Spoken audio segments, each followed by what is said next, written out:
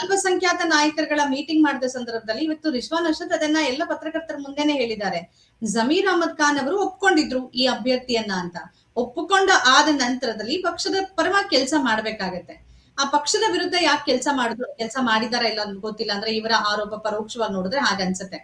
ಇನ್ನೊಂದು, ಈ ಸುದ್ದಿಗೋಷ್ಠಿಯನ್ನ ಮಾಡೋ ಅಗತ್ಯ ಏನಿತ್ತು ಅನ್ನೋ ಒಂದು ಪ್ರಶ್ನೆ ಬರುತ್ತೆ. ಇಲ್ಲಾದ್ರೂ ಒಂದು ಸೋಲಿನ ಸುಳಿವು ಸಿಕ್ಕಿ ಆಂಟಿಸಿಪೇಟರಿ ಬೇಲ್ ತರ, ಯಾಕೆಂದ್ರೆ ಅಲ್ಲಿನ ಮುಸ್ಲಿಂ ಸಮುದಾಯದ ಜವಾಬ್ದಾರಿಯನ್ನ ಸಲೀಂ ಅಹಮದ್ ಮತ್ತೇನೆ ರಿಜ್ವಾನ್ ಅರ್ಷದ್ ಹೆಗಲಿಗೆ ಹಾಕಿರೋ ಕಾರಣಕ್ಕಾಗಿ ಈ ತರದೊಂದು ನಿರೀಕ್ಷಣವಾಗಿ ಜಾಮೀನ್ ತರ ಹಾಕೊಂಡಿದ್ದಾರೆ ಸುದ್ದಿಗೋಷ್ಠಿಯನ್ನ ಮಾಡೋದ್ರ ಮುಖಾಂತರವಾಗಿ. ಇಲ್ಲ, ಇದು ಕ್ರೊನಾಲಜಿ ನಾವು ನೋಡಿದ್ರೆ ಅಲ್ಲಿ ಸ್ವಲ್ಪ ತಪ್ಪು ತಿಳುವಳಿಕೆಗಳೆಲ್ಲ ಆಗಿದೆ ಪರಸ್ಪರ ನಾಯಕರ ನಡುವೆ.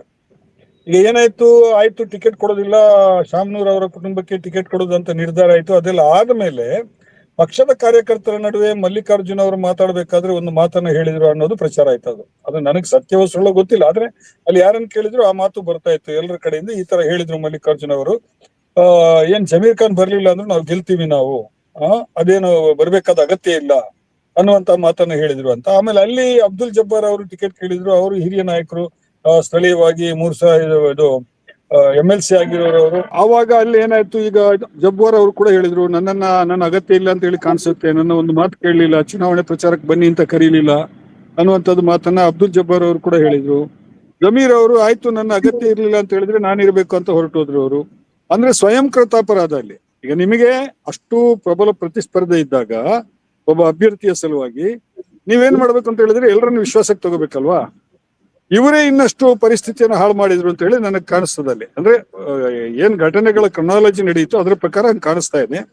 ಆಮೇಲೆ ಬರ್ತಾ 2-3 ದಿನ ಕಳೀತಾ ಗೊತ್ತಾಯ್ತು ಅವರಿಗೆ, ಎಲ್ಲ ಜಮೀರ್ ಖಾನ್ ಬಂದ್ರೆ ಒಳ್ಳೇದು ಅಂತ ಹೇಳ್ಬಿಟ್ಟು. ಆಮೇಲೆ ಅವ್ರು ಪ್ರಯತ್ನ ಮಾಡಿದ್ರು ಅವರು. ಆದ್ರೆ ಅಷ್ಟೊತ್ತಿಗೆ ಮನಸ್ಸು ಒಡೆದೋಗಿತ್ತು ಅಂತ ಕಾಣಿಸುತ್ತೆ. ರಾಜಕೀಯದಲ್ಲಿ ಇದೆಲ್ಲ ಸಹಜ. ಆಮೇಲೆ ಜಮೀರ್ ಖಾನ್ ಸ್ವಲ್ಪ ಇಮೋಷನಲ್ ವ್ಯಕ್ತಿ, ಏನೇ ಇದ್ರು ಎದುರುಗಡೆ ಹೇಳ್ಬಿಡ್ತಾರೆ. ಸೊ ಅಲ್ಲಿ ಅದು ಸ್ವಲ್ಪ ಪರಿಸ್ಥಿತಿ ಅಂಕೆ ತಪ್ಪಿತು. ಆಮೇಲೆ ಕೂಡ ಕಾಂಗ್ರೆಸ್ ನಾಯಕರು ಜಮೀರ್ ಖಾನ್ ಅವರನ್ನ ಕರೆಸ್ಬೇಕಾಗಿತ್ತು. ಆದ್ರೆ ಅವ್ರೇನ್ ಮಾಡಿದ್ರು, ಮುಸ್ಲಿಂ ಸಮುದಾಯದಲ್ಲಿರುವಂತಹ ಬೇರೆ 2 ನಾಯಕರನ್ನ ಅವ್ರು ಬರ್ಲಿಲ್ಲ ಅಂದ್ರೆ ಇವ್ರು ಮಾಡ್ತಾರೆ ಅನ್ನೋ ತರದ್ದೆಲ್ಲ ಬಂತಲ್ಲಿ ಮಾತುಕತೆಗಳು. ಸೊ ಸಹಜವಾಗಿಯೇ ಹೈಕಮಾಂಡ್ ಸ್ವಲ್ಪ ನಡುವೆ ಮೊದಲೇ ಸ್ವಲ್ಪ ಜಾಗ್ರತೆ ವಹಿಸಿದ್ರೆ ಇದೆಲ್ಲ ನಡೀತಾ ಇರ್ಲಿಲ್ಲ ಅಂತ ಹೇಳ್ಬಿಟ್ಟು. ಯಾಕಂತ ಹೇಳಿದ್ರೆ ಬಹಳ ದೊಡ್ಡ ಶಕ್ತಿ ಅಲ್ಪಸಂಖ್ಯಾತರದ್ದು, ಮತದಾರರದ್ದು ಬಹಳ ದೊಡ್ಡ ಶಕ್ತಿ ಪಕ್ಷಕ್ಕೆ. ಆ ದೊಡ್ಡ ಶಕ್ತಿಯನ್ನ ಅದು ಅಂತಹ ಕ್ಷೇತ್ರದಲ್ಲಿ ಸರಿಯಾಗಿ ಒಂದು ನೋಡ್ಬೇಕು ಅಂತ ಹೇಳಿ ಆದ್ರೆ ಇವರು ಹ್ಯಾಂಡಲ್ ಮಾಡ್ಬೇಕಾಗಿತ್ತು ಆ ತರದನ್ನ. ಹೈಕಮಾಂಡ್ ಸ್ವಲ್ಪ ಜಾಗ್ರತೆ ವಹಿಸ್ಬಿಟ್ಟು, ಇಲ್ಲಪ್ಪ ಈ ತರ ಆಗಿದೆ, ಅದು ಆ ತರ ಮಾತಾಡಬಾರ್ದಾಗಿತ್ತು, ಅವರು ಆಯ್ತು ನೀವು ಮಾತಾಡಿರೋ ತಪ್ಪು ಅಂತ ಅವರಿಗೆ ಸಮಜಾಯಿಸಿ ಕೊಟ್ಟು ಇವರನ್ನ ಕರೆಸಿ ಮಾತಾಡಿ ಎಲ್ಲ ಮಾಡ್ಬೇಕಾಗಿತ್ತು. ಯಾರು ಮಾಡ್ಲಿಲ್ಲ ಆ ಸಂದರ್ಭದಲ್ಲಿ. ಆಮೇಲೆ ಅದು ಉಲ್ಬಣ ಆದ ನಂತರ ಎಲ್ಲ ಆಮೇಲೆ ಜಮೀರ್ ಖಾನ್ ಬರ್ಬೇಕಾಗಿತ್ತು ಅಂತೆಲ್ಲ ಮಾತು ಬಂತು.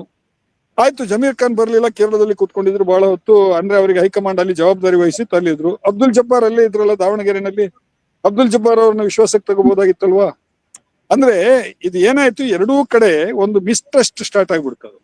ಅದರ ಪರಿಣಾಮವಾಗಿ ಅಲ್ಲಿ ದಾವಣಗೆರೆನಲ್ಲಿ ಅದು ಚುನಾವಣೆಯ ಮೇಲೆ ಅದು ಬಹುಶಃ ಪ್ರಭಾವ ಬೀರಿದೆ ಅಂತ ಹೇಳಿ ನನಗೆ ಅನ್ಸುತ್ತೆ. ಈಗ ಪತ್ರಿಕಾಗೋಷ್ಠಿ ಕರೆದು ಹೇಳುವ ಉದ್ದೇಶ ಇದರಿಂದ ಪಕ್ಷಕ್ಕೆ ಏನ್ ಲಾಭ ಆಗುತ್ತೆ. ನಮ್ಮ ಕಾರ್ಯಕ್ರಮಗಳನ್ನ ನೀವು ನೋಡ್ತಾ ಇದ್ರೆ ನಮ್ಮ ಚಾನೆಲ್ ಅನ್ನ ಸಬ್ಸ್ಕ್ರೈಬ್ ಮಾಡಿ, ಪಕ್ಕದ ಬೆಲ್ ಐಕಾನ್ ಒತ್ತಿ ನಮ್ಮನ್ನ ಬೆಂಬಲಿಸಿ. ಹಾಗೆ ನಮ್ಮ ಕಾರ್ಯಕ್ರಮಗಳನ್ನ ಲೈಕ್ ಮಾಡಿ, ಕಮೆಂಟ್ ಮಾಡಿ, ಅದನ್ನ ಬೇರೆಯವರಿಗೂ ವಾಟ್ಸ್ಆಪ್ ಮೂಲಕ ಶೇರ್ ಮಾಡಿ. ನೀವು ಹೀಗೆ ಮಾಡಿದಾಗ ನಮ್ಮ ಚಾನೆಲ್ ಮತ್ತಷ್ಟು ಜನರಿಗೆ ತಲುಪಲು ನೀವು ನಮ್ಮೊಂದಿಗೆ ಸಹಕರಿಸಿದ ಹಾಗಾಗುತ್ತೆ. ಇದು ನೀವು ಯಾವುದೇ ಖರ್ಚಿಲ್ಲದೆ ಕೆಲವೇ ಸೆಕೆಂಡುಗಳಲ್ಲಿ ನೀಡಬಹುದಾದ ಸಹಕಾರ. ಧನ್ಯವಾದಗಳು.